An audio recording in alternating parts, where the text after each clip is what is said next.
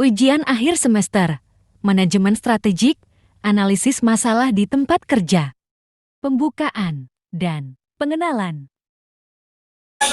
Assalamualaikum warahmatullahi wabarakatuh. Kami dari kelompok 1, kita mengerjakan tugas manajemen resiko. Tugasnya untuk ujian akhir semester. Sebelum mulai ke pembahasan lebih detail, saya akan memperkenalkan kelompok saya terlebih dahulu. Saya sendiri Yayan, dan di sebelah saya ada Saya Dewi Naramanik. Saya Fauzia Nisa Kurniawati. Saya Mariska Desriani Wahyudi. Kita akan masuk ke materi kita. Langsung saja kita ambil dari kertas lembar kerja IRM. Nanti kita tampilkan di sini. Lembar kerja IRM. Untuk poin-poin yang akan kita sampaikan pada video kali ini ada nomor identifikasi, sasaran kerja, nama risiko, sumber risiko, penyebab risiko, akibat risiko. 1.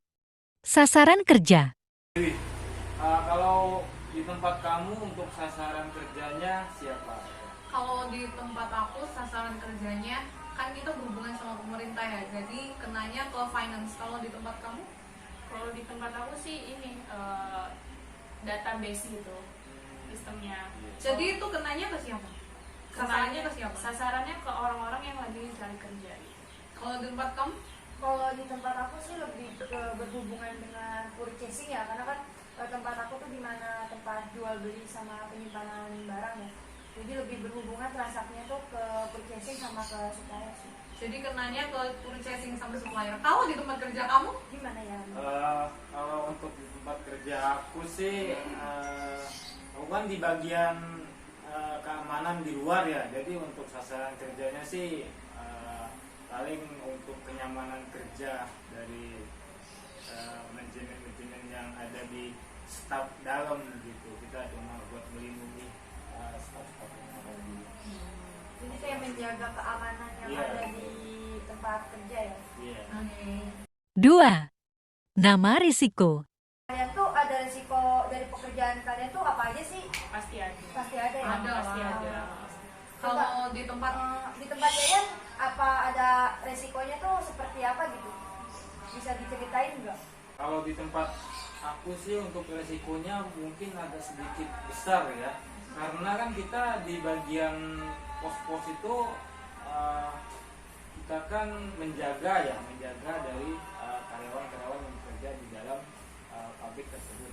Jadi untuk resikonya kadang kita nggak tahu kejadian-kejadian yang tak terduga, kayak ada kemalingan gitu kan, ada orang-orang tertentu yang masuk tanpa ada tujuan, terus ngambil barang-barang yang ada di pabrik di nah, Biasanya kalau misalkan di bagian keamanan nih, apabila kalau misalnya kayak ada kejadian seperti itu, biasanya tuh yang tanggung jawab itu apakah dari teman-teman keamanannya atau dari manajemennya juga bertanggung jawab untuk menanggulangi kejadian tersebut? Kalau untuk itu misalkannya sudah terjadi ya. Iya. Kalau untuk misalkan sudah terjadi kejadian-kejadian yang tidak diinginkan ya, tanggungannya sih dari perusahaan ya. Sebab kalau kita kan sudah semaksimal mungkin untuk menjaga keamanan yang ada di sekitar. Kalau misalkan ada ancaman kan kita kan harus membela diri kita terlebih dahulu. Misalkan ada ancaman yang itu kita juga tidak bisa. kalau gitu gini aja deh. Kalau bisa disimpulkan nama resikonya apa? Misalnya nih kayak spesifik aja, misalnya orang nginep nggak izin, apa ada kejadian pencurian, langsung spesifik aja. Resikonya. Namanya apa? Kan kalau di aku nih, aku kan kerja di pajak. Nama resikonya yang kemungkinan di bagian aku orang nggak bayar pajak. Jadi kalau di kamu apa? Nama resikonya sih. Langsung aja contoh, misalnya orang nginep nggak izin, apa orang nginep tidak Nama berapa. resikonya kemungkinan kayak kehilangan motor, mobil gitu kan, bisa gitu. Emang pernah? Iya, pernah kejadian waktu dulu kehilangan motor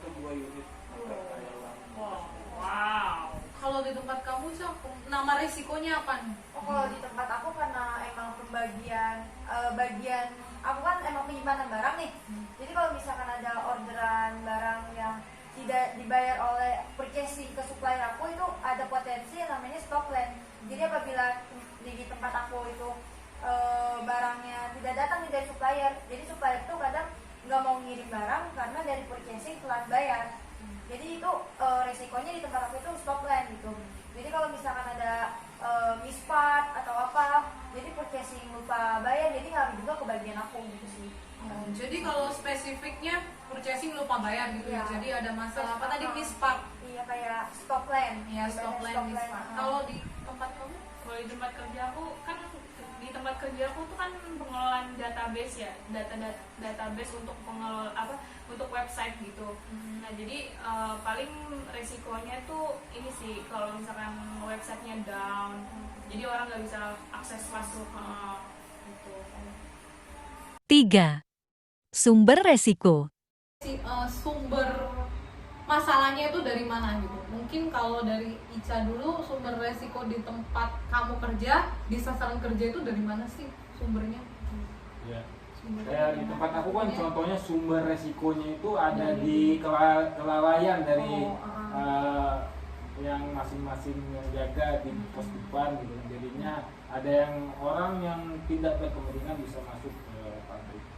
Kalau di tempat aku sumbernya dari customernya sendiri, soalnya kan apartemennya direlokasi ya. Jadi ada orang yang udah pilih unit A ternyata dipindah di unit B.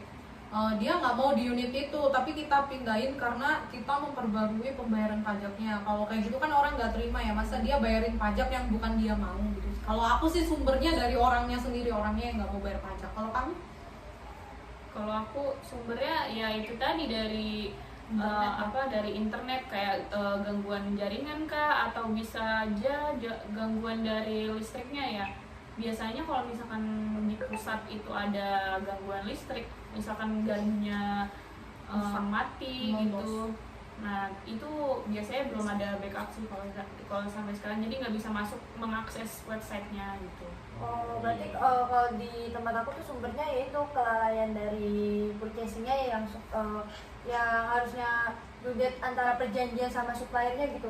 Kan kadang antara masing-masing supplier tuh due date-nya tuh berbeda-beda gitu. Jadi dari suppliernya sendiri kadang waktu pas meeting awal perjanjiannya itu tidak mengetahui gitu. Misalnya kayak pembayaran di tempat aku kan setelah tanggal 15 ya, bulan berikutnya ya, itu baru dibayar. Nah mungkin tuh dari suppliernya sendiri sebelum tanggal tersebut sudah tagih gitu, jadi minta dibayar duluan. Sebenarnya kan untuk perjanjiannya sendiri tuh after tanggal 15 gitu sih kadang. Berarti sebelum tanggalnya dia sudah. Iya, ada beberapa supplier yang seperti itu. Oh iya. Oke, itu sumbernya ya. Kalau 4. Penyebab resiko. jadi apa? Kalau di tempat kamu penyebab? Kalau di tempat aku sih Penyebabnya sebenarnya tadi kamu udah kasih tahu ya, kayak kelalaian orang bagian keamanan Ya gitu. sama misalnya sih, udah. penyebabnya karena mungkin gardu listriknya gitu di pusat, Kalau- jadi makanya nggak bisa diakses. Kalau aku penyebabnya sebenarnya sih kalau di Mekarta tuh penyebabnya emang orang Mekartanya, karena kita menjual yang belum ada, sementara yang orang lain tahu itu yang dia punya gitu. Kalau aku sih emang kesalahan pihak perusahaan. Kalau Isa? Kalau aku biasanya penyebabnya itu miskomunikasi aja sih. Oh, oke.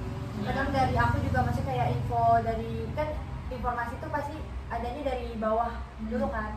Mungkin dari informasi dari rekan-rekan aku untuk kejadian kayak potensi stock land atau itu untuk follow up ke suppliernya tuh agak telat ya. Kan kita juga nggak tahu kan untuk problem-problemnya kenapa nih supplier ini nggak ngirim. Ternyata kan kadang ada yang barangnya itu nggak ada, emang nggak ada.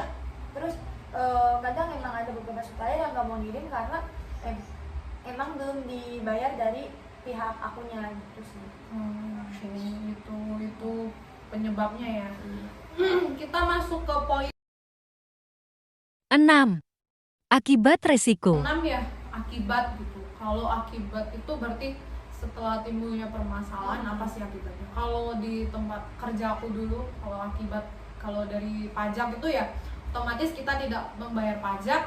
Akibatnya ya pemerintah kayak orang pajak gitu datang ke tempat kita, ke tempat kami, tempat kerja kita buat nanyain kenapa pajak untuk bangunan ini yang untuk yang bulan ini belum terbayarkan. Itu akibatnya kan. Kalau sudah melibatkan pemerintah kan sudah jadinya repot ya. Susah. Nah, jadi ya akibatnya orang pemerintah khususnya orang pajak akan datang ke tempat kerja. Kalau dari kamu? Kalau aku sih ya itu tadi, kalau misalkan websitenya error otomatis kan nggak bisa diakses ya. Nah kalau misalkan nggak bisa diakses itu kadang kita yang dari bagian rekrutmen, dari bagian marketing juga otomatis nggak bisa kerja, soalnya semua data-data kandidat itu ada di website tersebut. Jadi nggak ada backupan, jadi mau kirim email pun harus dari website tersebut gitu. Jadi banyak yang nunggu gitu Iya, ya. jadi Lebih kerjanya banyak karena terus numpuk. nggak bisa Jadinya update, tertunda. nggak bisa update PO, nggak bisa masukin data lagi. Jadi terus juga kandidat yang datang pun jadi nunggunya lama. Jadi kayak kadang tuh errornya bisa aja setengah hari gitu baru bisa gitu. Oh bisa juga Jadi- nyampe setengah hari gitu Bisa. ya? Jadi Makanya kayak kita kadang lebih banyak buang-buang waktu ya kalau dan kita nggak bisa kerja juga. Jadi paling aktifnya di sosial media aja kalau itu masih bisa gitu. Kalau di tempat kerja kamu sih kalau di tempat aku itu yang dari awal aku bilang itu kayak potensinya ya stock plan. Otomatis kan kalau misalkan kita bisa harusnya dalam waktu sejam ini kita bisa menghasilkan 60 produk, akibatnya itu yang stock plan itu kita jadi berkurang gitu. Jadinya overtime lebih banyak gitu. Jadi itu kan nambah kos lagi. semuanya lembur ya. Iya. Kalau kitanya sih seneng kan dapet cuan. Oke, budak korporat motor ya. Mau untuk dimaklumi. Oke, kalau di tempat kamu akibatnya apa dari kejadian yang kayak kamu bilang orang masuk ke apartemen sembarangan?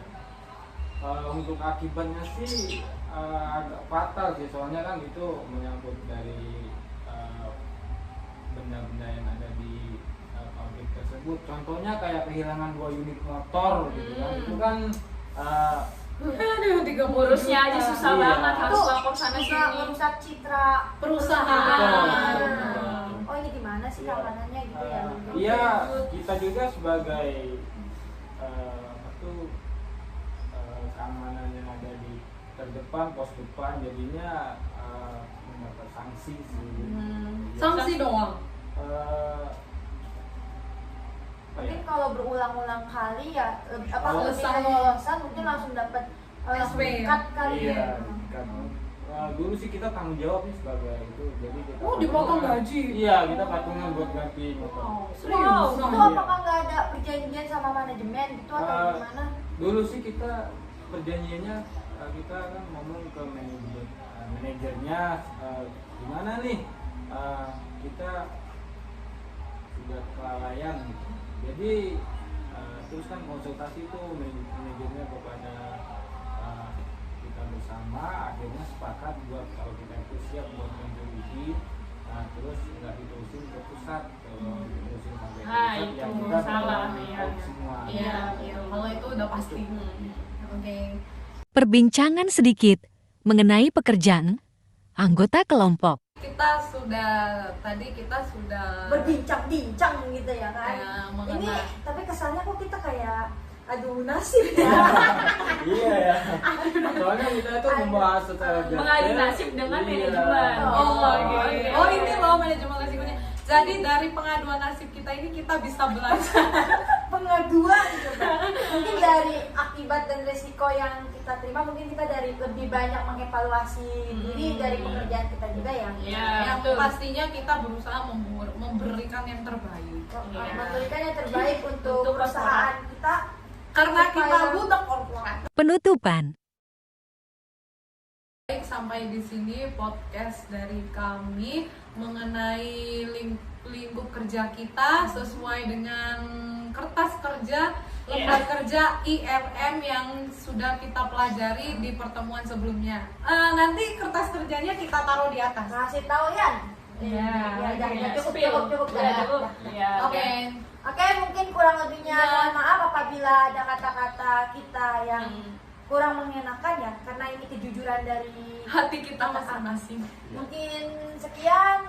Wassalamualaikum warahmatullahi Wabarakatuh. wabarakatuh. Bye bye, see you guys. Mohon maaf apabila ada salah kata. Sekian dan terima kasih.